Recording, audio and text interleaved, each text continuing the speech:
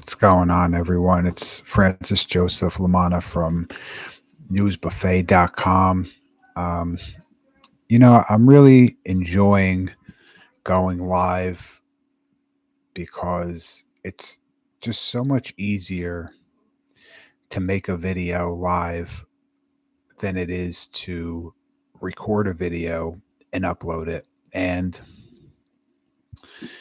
I think it's also good because you're saving a lot of storage space because videos take up a lot of space. And so when you're making your video live, you don't really have to worry about that. You just make it live and publish it. And so you don't have to worry about storing it. So I'm really enjoying this whole process of making live videos on YouTube. And I made one yesterday for my tapestry studio, and I'm right back in here today bringing you guys another video about the polarity between Aries and Libra.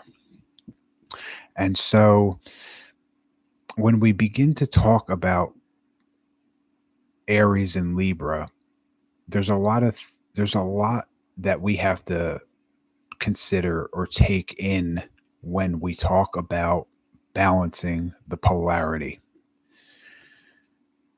From the perspective of signs, we're looking at Aries, which is a fire sign. It's cardinal fire, and Libra is cardinal air. So, as far as the elements are concerned, it's a balancing between air and fire, and fire represents emotions, and air represents intellect. When we talk about the position or the house, we're talking about the first and the seventh house. Aries is the natural ruler of the first house, and Libra is the natural ruler of the seventh house. And the first and the seventh house are in natural opposition to one another, which means that they're 180 degrees apart. Okay, so they're opposing one another. And then you have to consider the planets that rule the signs. And Mars rules Aries. Mars is the god of war and violence. And Venus rules Libra. And Venus is the goddess of love and beauty. So when we begin to look at the whole picture, let's start with the houses. Okay. So the first house is the house of self. That's all about you. That's how that's how people see you. Okay? It's not the complete picture of your personality, but it's how the world sees you. So whatever sign you have in your first house is how you project yourself or the perception that people have of you. And so when you look at the seventh house is the house of partnerships, and all kinds of partnerships fall under the domain of the seventh house. It could be marriages, it could be friendships, it could be contractual agreements, and it could be um, open enemies. And open enemies are what we would consider today to be like competitors. Those are people that we know, but that we are in some sort of competition with. It could be something to do with work or sport. Either way, it could be somebody that does what you do on YouTube, and now all of a sudden you find yourself in a competition on YouTube because somebody's making the same videos or doing what you're doing. Either way, it's a they call it open enemies, and it's just a competitor. So when we look at the polarity between Aries and Libra as far as the houses are concerned, um, we have the house of self and we have the house of the other. And At some point, we all have to make our way over to the seventh house because it is really through the relationships that we have with people that we're able to understand and see ourselves. And not only that, but in life, relationships are important because in the system that we live in, we all need somebody. Everybody needs somebody. Everybody needs help somewhere at some point along the way. Um, and it could just be like a friend. It doesn't really matter. The point is that relationships are vital to our lives and they're important. So as we begin to look at, oh, you know what? I want to add something to the seventh house because when people talk about the seventh house, they always think that or they consider it to be people. You know, it's the seventh house, it's the house of the other. And so people always say that it's got to be a person. It's a person within a marriage, it's a person within a friendship, it's a company or a person that you're in a contractual agreement with. But let's not forget that the symbol for Libra is the scale. Okay. And in order for the scale to balance, it requires two sides. So, what that is saying is that you or I would require another, something else to to bring our lives into balance or to have harmony in our lives. And why I'm saying that Libra is an object or I'm making that a point is because it doesn't necessarily have to be, I don't think it has to be a person. Like maybe it could be a place, it could be an object, it could be, somewhere that you go that makes you see life in a different way. And I was just talking to someone about this the other day because Aries is the ruler of Mars is the ruler of Aries, and Aries is the ruler of the first house. So if you could imagine yourself to be like this aggressive leader, very alpha, forging ahead, pioneering spirit.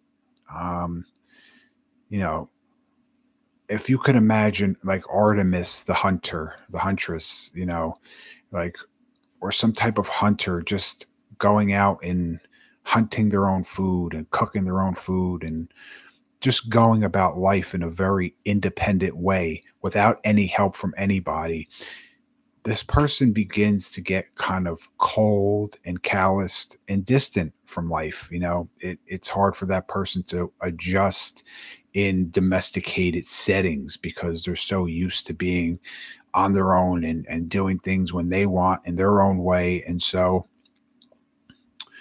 And then the time comes when, they see something or they go somewhere or they experience something that makes them feel love or see life in a different way that helps them to now readjust themselves um, and be more outgoing and open to to the other.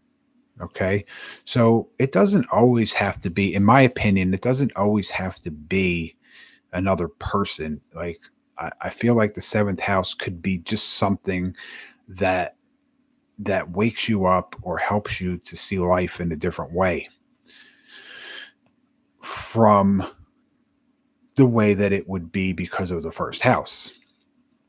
And when I say natural, when I say that that Mars is the ruler of Aries, and Aries is the natural ruler of the first house, what I'm really saying is that if we don't have a time to pull a chart, or you don't know your time of birth, if you just, run a date for a chart without time, it will give you just the way the chart is. And when you with the way that the chart is normally aligned, Aries is in the first house. So we don't really know what sign is going to be in the first house until we have the time. So that's why I'm saying it's the natural ruler, because it will always be in the first house unless we have a time that tells us differently. And even then, it could still be in the first house. But um, for argument's sake, it is the natural ruler of the first house. So let's get into this a little bit deeper. And it's funny because a lot of people say, well, if Aries is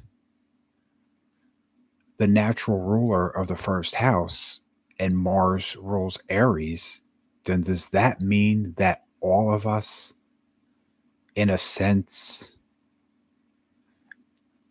embody the traits and characteristics of Mars ruling Aries in the first house?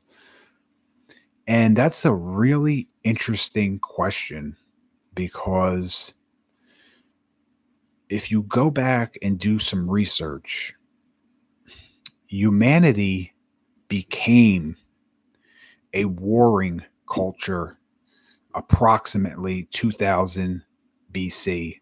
So 4,000 years ago, we became a culture that thrived on war and conquering. I read, and it is believed that before that time, that a lot of ancient cultures started their zodiacs with Taurus. And if Taurus was the natural ruler of the first house, then that means that the zodiac would begin with Venus ruling Taurus in the first house. So then we would be a more loving culture. Can you see how that works? That's really interesting. So in a sense, when people ask that question, it's that's kind of like the stigma that we've all gotten because of the way human culture and humanity has progressed over the last 4,000 years. Um, so yeah, I mean, in a sense, that's kind of how we're seen as a warring culture, as an aggressive culture, as an aggressive species.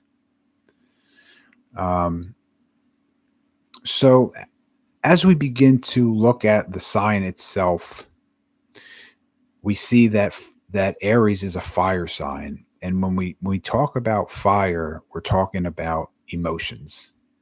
And Libra is an air sign, and air is intellect. So I always make this co- comparison because it helps people understand it in the best way. If you could, if you could imagine um, the flames of Aries, okay, the fire of Aries, the emotional fire of Aries burning.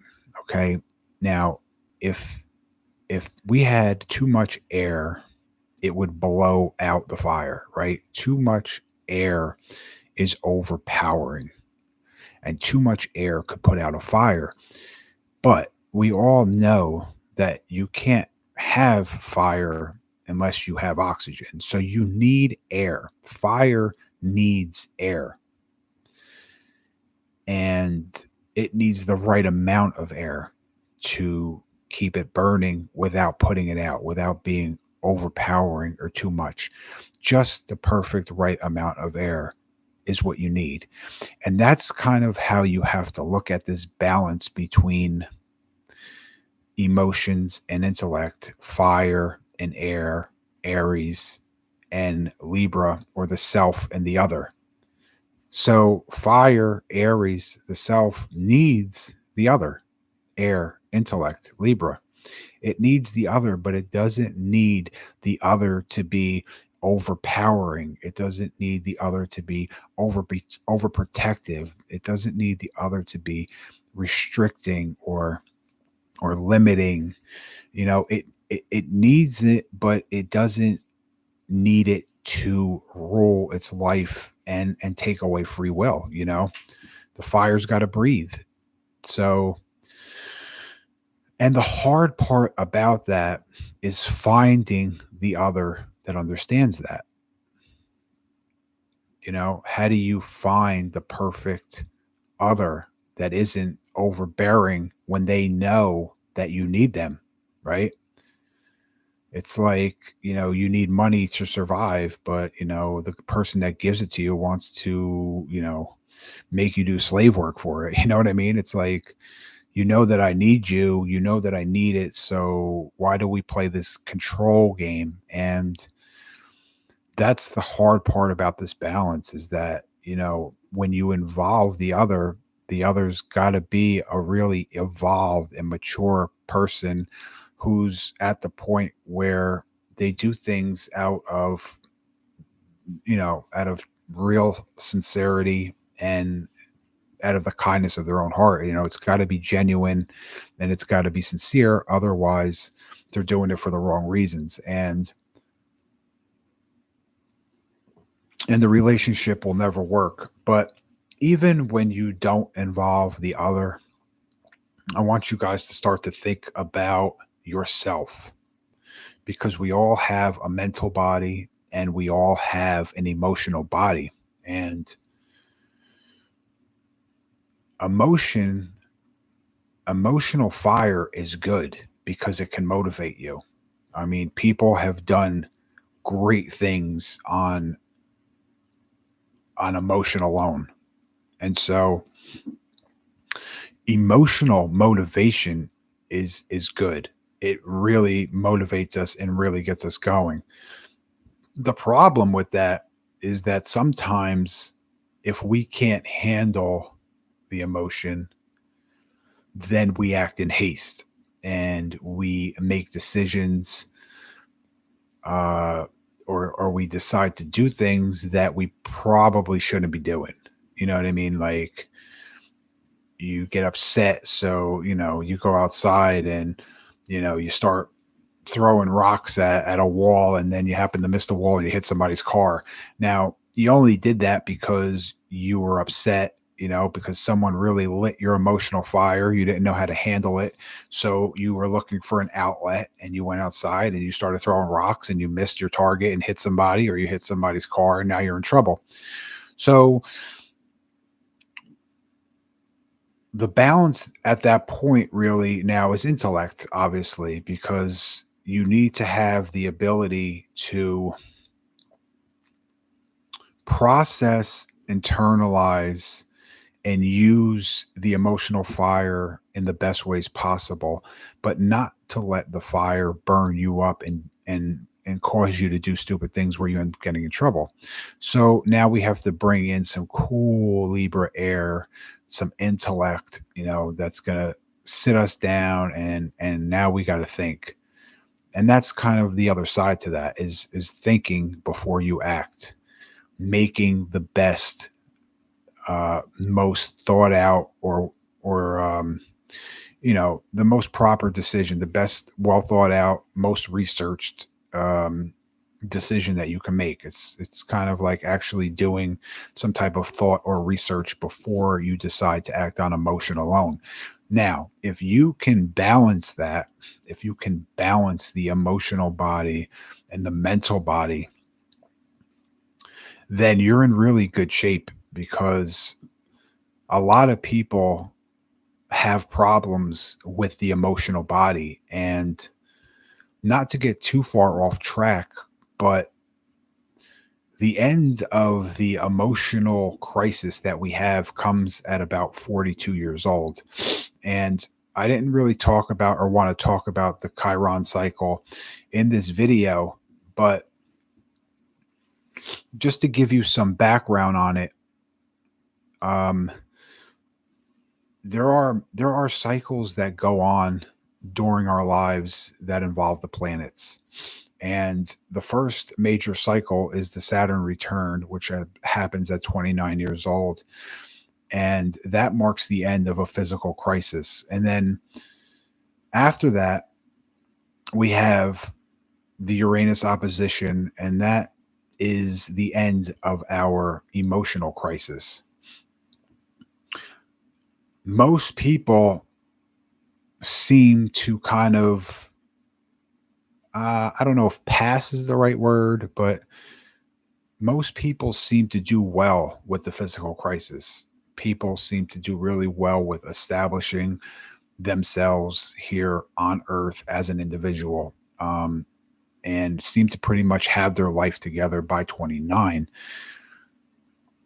The struggle, I think, there's a bigger struggle with the emotional body and integrating the emotional with the physical, and ultimately the emotional with the mental. And that the emotional body is kind of in between the physical and the mental. So if you aren't able to internalize emotions, and you can't handle emotions, and emotion, you're being burned up by that fire, then you're not really in alignment. And I really have seen more people struggle with this emotional balancing than anything else. So, I mean, I didn't really want to get off track, but I just wanted to touch on that because just to kind of mention how important uh, the balancing is. And it's not so much that it involves Libra and Aries, but it just, it involves the emotional body in general within us. But so back to the polarity between Aries and Libra. So now we're thinking about the planets, right? Because we've talked about the houses, we've talked about the signs, we talked about the qualities, or the elements of the sign. We know that they're both masculine, so it's masculine energy. It's cardinal quality, and the element is fire. The elements are fire and air. So now we begin to look at the last part of this, and Mars, like I said, rules Aries, and Venus rules Libra.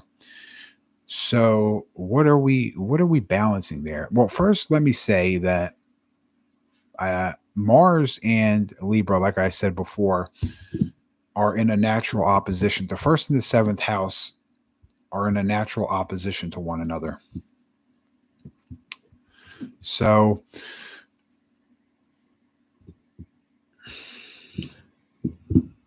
so that means that they're 180 degrees apart. Now, when two planets are connected by an opposition, and an opposition is an aspect, okay? It's a relationship that two planets could have with one another, okay? I haven't really talked about aspects that much, but aspects are like relationships, and some are good and some are not so good. And an opposition is not so good, right? Because that means that two planets are opposing one another. They're at opposite points in the chart. Mars is in Aries. Let's just say I'm the 15th degree, and Venus is in Libra on the 15th degree. So you have this natural opposition between Mars and Venus. And like I said, Mars is the god of war and violence, and Venus is the goddess of beauty and love. So you have God and goddess, you have man and woman, you have war and fighting and violence, and you have love. So when you have an opposition, it's usually a painful thing because it involves a decision. Like they say that oppositions are like, it's like a tug of war. When two planets are in opposition to one another, it's like there's a tug of war going on, and there's a pull. And how that plays out in our life is it comes down to a decision. So at some point in our life, we have to decide if we're going to either go with Mars or we're going to go with Venus. And it's usually a painful thing because it's a decision in which we have to let either one or the other go. And it's always like we want to hold on to both, but we can't for the sake of the opposition and moving forward. Something has to kind of be left and let go of. So that's the general overview of the opposition. Um, but it is God and goddess, war and fighting of violence and love. And so that's, that's all a part of the balance. Now, that doesn't mean necessarily that, you know, if you're alone, you're going to fight with yourself, or, you're going to be in some type of war, or you're aggressive. It means that when it comes to love and sharing love, I mean, you absolutely have to love yourself, and self love is a real thing, and it's really important. Um, but there's a whole nother side to love when you are experiencing it with someone else, or the other, right? Or you're in a relationship. And so that's just the attachment of the planet to the sign. It's kind of weird that it's like that, but it's just the way it's just the way the planet's best expressed. It's Mars is best expressed through Aries, and Venus is best expressed through Libra. I mean, that doesn't mean that you have to be in a relationship to have love, you know.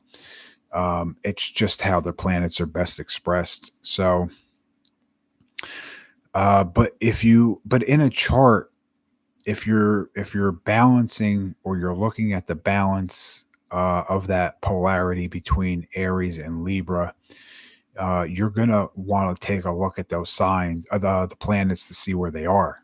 And a lot of people will just kind of neglect. Oh well, there's no signs in Aries and there's no signs in Libra, so I guess I don't really have anything to do there. And that's not really true. You really do need to take a look at where those signs are, the houses that they're in, and where the planets are that rule them. So that if you have, let's just say Mars, let's say you have Aries in the first house, but you have Mars in the fourth house. So then that, like, there's going to be conflicts at home, possibly with the mother. Um, and so that's how you would interpret that. I'm not going to get into the interpretation of that, but it's important for you to know that that's kind of where you would have to look. You'd have to look and see where the planets are that rule those signs.